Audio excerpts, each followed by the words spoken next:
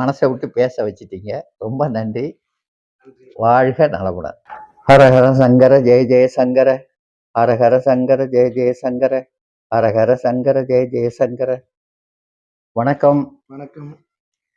சொல்லுங்கப்பா, எப்படி இருக்கீங்க? நல்லா இருக்கேன். நீங்க எப்படி இருக்கீங்க? ரொம்ப நல்லா இருக்கேன். இப்போ சமீபத்துல நீங்க ஆலமர விழுதுகள் அப்படிங்கிற ஒரு தலைப்புல பேசியிருக்கீங்க.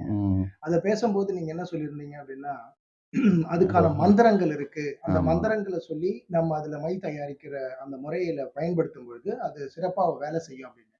இந்த காலகட்டத்துல மந்திரம், தந்திரம் இதெல்லாம் உண்மையா? இல்ல எனக்கும் இருக்கு, மத்தவங்களுக்கும் இருக்கு. அதனால சரியான நேரத்துல சரியான கேள்வி தான் கேட்டிருக்கீங்க. பொதுவான கேள்வி. எல்லாருக்கும் உள்ள சந்தேகத்தை நீங்க அவங்க சார்புல கேட்டிருக்கீங்க. மந்திரங்கள்ன்றது நிச்சயமா பலிக்கும். செய்கிற முறையில செஞ்சா பலிக்கும். இப்போ அந்த ஆலமர விழுதுகள் என்னுடைய அனுபவத்தில் உள்ளது.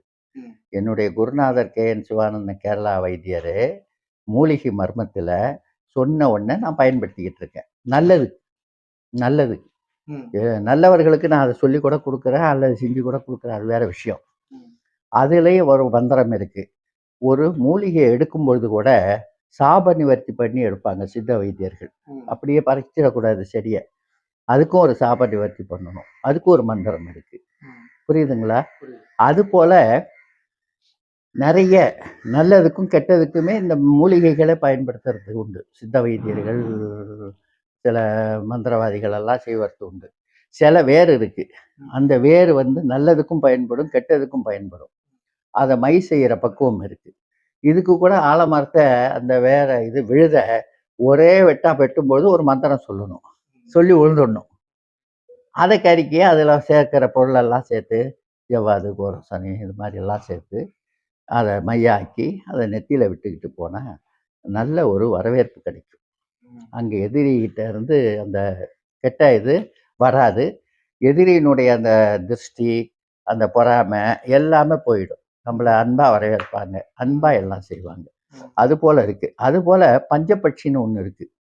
ஒவ்வொருத்தருக்கும் பட்சி இருக்குது. 5 பட்சி இருக்குது. பஞ்சபட்சினா அது அவங்கவுங்க பிறப்பு ஜாதகத்தின்படி சில பட்சி உறக்கமாக இருக்கும், சாவாக இருக்கும், சாப்பிடும், ஊனாக இருக்கும். இதெல்லாம் பஞ்சாங்கம் வாங்கினீங்கன்னா தெரியும்.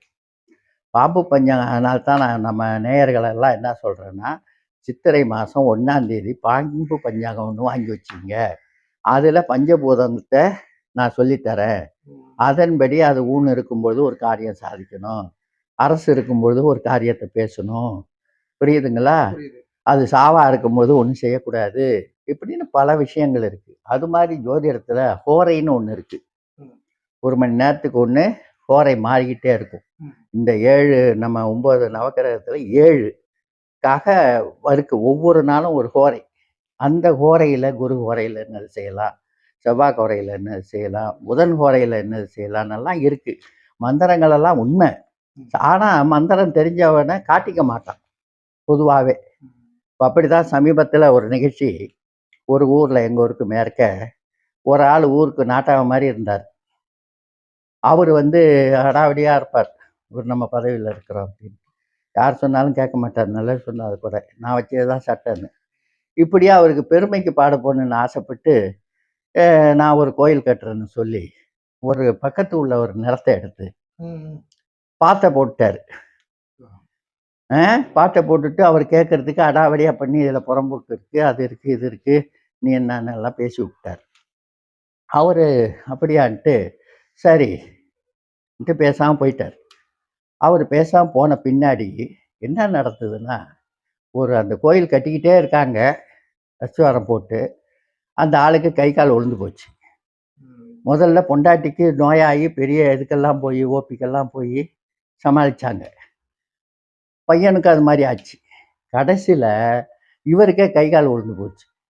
என்ன இந்த வீட்டுக்கு இப்படி ஆகிட்டே இருக்கணும் பொழுது இந்த மாதிரி அங்கே ஊரில் உள்ளவங்க சொன்னாங்க, இவரோட இடத்த எடுத்து இந்த மாதிரி பண்ணான் கோயில் கட்டுறேன்னு. கடைசியில் இவனுக்கு இந்த மாதிரி அந்த கோயிலை சரியாக சுற்றி பார்க்க கூட முடியல அந்த மாதிரின்னு. அப்படியா? இது தர்மத்துக்கானது. தர்மம் மட்டும் இல்லை ஐயா, இவர் எங்கெங்கேயோ போய் ஏதோ கற்றுக்கிட்டு வந்தார். நாங்கள்லாம் அவர்கிட்ட வம்பு பண்ணிக்க மாட்டேன். அதுலேயும் அவர் கும்பராசி. பொதுவாகவே அவர் கும்பராசின்னு எங்களுக்கு தெரியும். ஏற்ற மாதிரி வீடு இருக்காது. சிம்ம ராசியும் கும்ப ராசிக்குமே ஜோதிடம் தெரிஞ்சவங்க இருக்க மாட்டாங்க.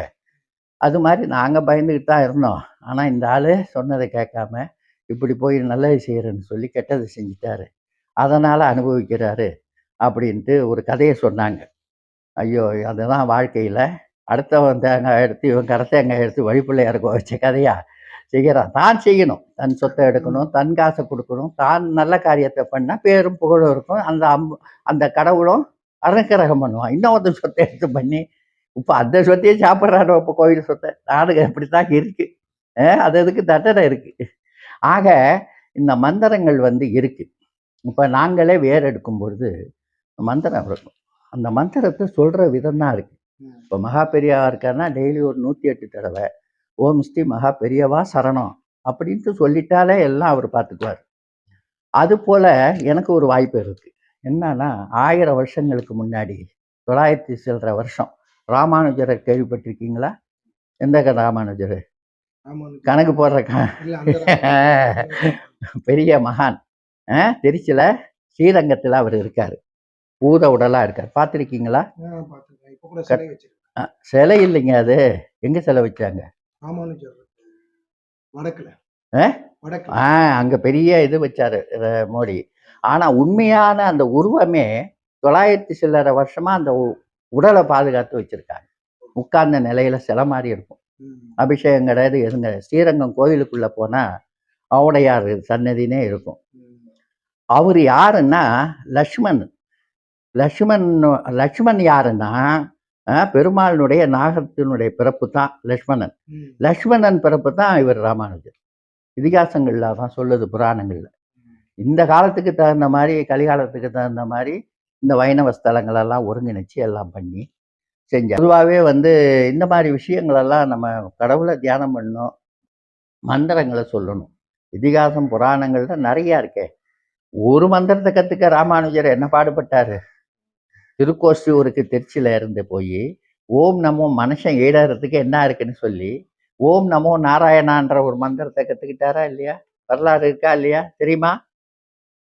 இல்லை, அது பெரிய வரலாறு அவரை பற்றி. ஓம் நமோ நாராயண மந்திரம் எப்படி வந்தது? அங்கே இருக்காரு திருக்கோஷ்டியூரில் ஒரு மகான் இருக்கார். அவர்கிட்ட போயிட்டு மனிதன் வந்து உயரத்துக்கு என்ன வழின்னு கேட்க போனார். 18 தடவை போயினார். திருச்சியில் கால்நடை, அப்போ பஸ்ஸு கிடையாது, ரயில் கிடையாது, 1000 வருஷங்களுக்கு முன்னாடி. அப்போ கதவை தட்டும் பொழுது யார் வந்திருக்கேன்னு கேட்டாங்கன்னா அடியன் ராமானுஜம் வந்திருக்கேன் அப்படின்னு தான் சொல்லுவார். அப்போ போ அதெல்லாம் கிடையாதுன்னு அனுப்பி விட்டார். அப்புறம் தான் கடைசி வழியாக உங்கள் தாசன் வந்திருக்குன்னு பின்னாடி தான் கதவை திறந்தார். எனக்கு மக்கள் உயரத்துக்கு ஏதாவது ஒரு வழி சொல்லுங்க அப்படின்னு கேட்டார். கேட்கும் பொழுது சொன்னார், இருக்கு மந்திரம், அது தானே உனக்கு தெரியணும், சொல்லுவேன். ஆனால் அது யாருக்கிட்டையும் சொல்லக்கூடாது. நீ உயரத்துக்கு தரேன், அப்படி யாருக்கிட்டையாவது சொன்னால் நீ நரகத்துக்கு போவாய் அப்படின்னாரு. சரிங்க சுவாமி அப்படின்ட்டு கேட்டுக்கிட்டார். அதுதான் காதில் ஓம் நமோ நாராயணான்ற மந்திரம். இவர் சொன்ன உடனே என்னாச்சுன்னா திருப்பி ஓடுறாரு. ஓடி அந்த ஊர் கோயில் மேலே ஏறிட்டார், கோபுரத்து மேலே. மக்களே வாங்க வாங்க வாங்க, எனக்கு தீட்சை கிடச்சிருச்சு, இது உங்களுக்கு நான் சொல்கிறேன்னு சொல்லிட்டு கூப்பிட்டு மேலே இருந்துக்கிட்டே கத்துறாரு. இப்போ நம்ம அவர் இருந்த இடம் போகிறதுக்கு வழி இருக்குது. எங்கள் கோபுரத்துக்கு மேலே திருக்கோஷ்டியூர்னு திருப்பத்தூர் பக்கத்தில் இருக்குது. அங்கே போய் எல்லாரும் சொல்லுங்க, ஓம் நமோ நாராயணான்னு சொல்லுங்கன்னு சொல்லிட்டாரு. இவங்க அடியார்கள் எல்லாம் போய் அவர்கிட்ட இந்த மாதிரி அவர் செய்கிறாரு அப்படின்னவும் உடனே கூப்பிடணும், உன்னை வந்து இந்த மாதிரி செஞ்சீன்னா நரகத்துக்கு போவாயின்னு சொன்னேன், நீ எப்படி இந்த மாதிரி பண்ணுன அப்படின்னவும், ஐயா இதை சொல்லலைன்னா நான் மட்டும்தான் புண்ணியம் கிடைக்கும், நான் மட்டும்தான் நரக இது கிடைக்கும். இப்போ இதை சொல்லிட்டதுனால இவங்க எல்லாருக்கும் புண்ணியம் கிடைக்கும், நான் ஒண்டி தான் நரகத்துக்கு போவேன் அவர் அப்படியே அந்த குரு இவர் காலில் விழுந்து, நீங்கள் தான் பெரிய பரமாச்சாரியா, நீங்கள் தான் எனக்கு குருன்னு இருந்த ஒரு வரலாறெல்லாம் இருக்குது. அப்பேற்பட்ட ராமானுஜர் உடம்புல பூத உடலில் சட்டைகள்லாம் கிடையாது, பூத உடலில் போர்த்தப்பட்ட ஆடை என்கிட்ட, அதை தான் நான் கும்பிட்டுக்கிட்டு இருக்கேன். நீங்கள் ஊருக்கு வரும்பொழுது கூட அதை நான் செய்ய முடியல, பரபரப்பில் அப்போ எடுக்கலை. அப்போது இப்போ இவங்கெல்லாம் வந்த பின்னாடி எடுத்து வச்சு பூஜை பண்ணிக்கிட்டு இருக்கேன். அது எந்த இதாலும் நீங்கள் ஒரு முறை வாங்க, இறைவன் கருணையால். அதனால் மந்திரங்களை நம்புங்க. நான் அதையே நினச்சி நான் அதையே வாழ்ந்துக்கிட்டு இருக்கேன். அது மாதிரி ஹோரை அது மாதிரி இந்த சந்திர ஓட்டம் தெரியுமா?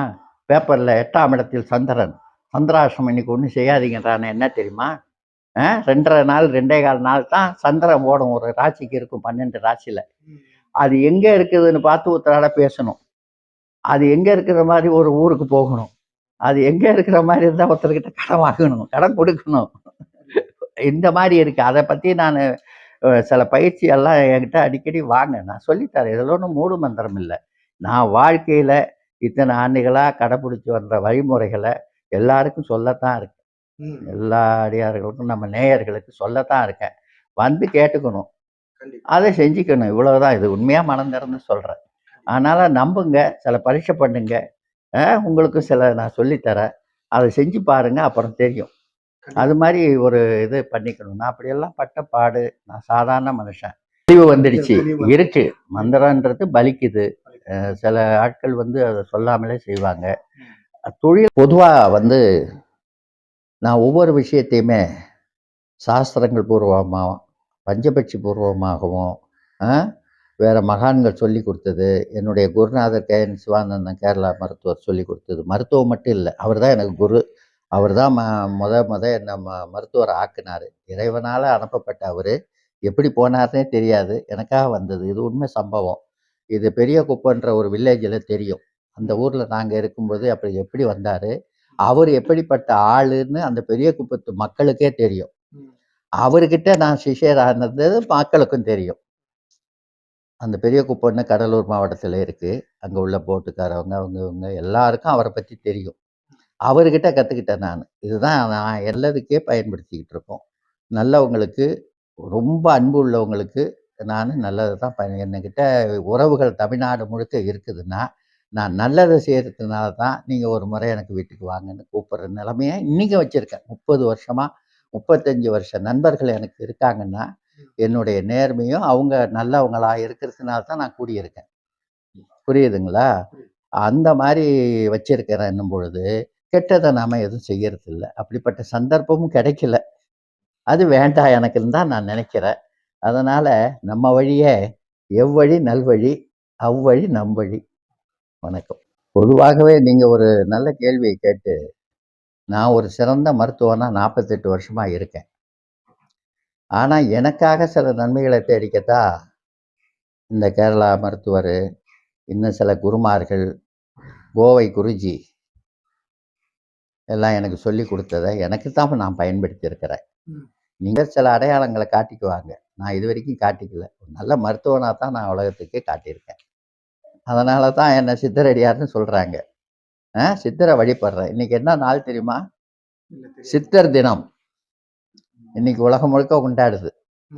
அவர் வழி வந்த மறைந்து இருக்கிற என்னுடைய ஒரு புகழ் வரணுன்றதுக்காக இதெல்லாம் நடக்குதா என்னன்னு எனக்கே தெரியல. இன்னார் இப்படித்தான் அப்படின்னு உலகுக்கு தெரியறதுக்கான சில சம்பவங்கள் நடக்குதான்னு எனக்கே தெரியலை. அது காலம்தான் பதில் சொல்லணும்.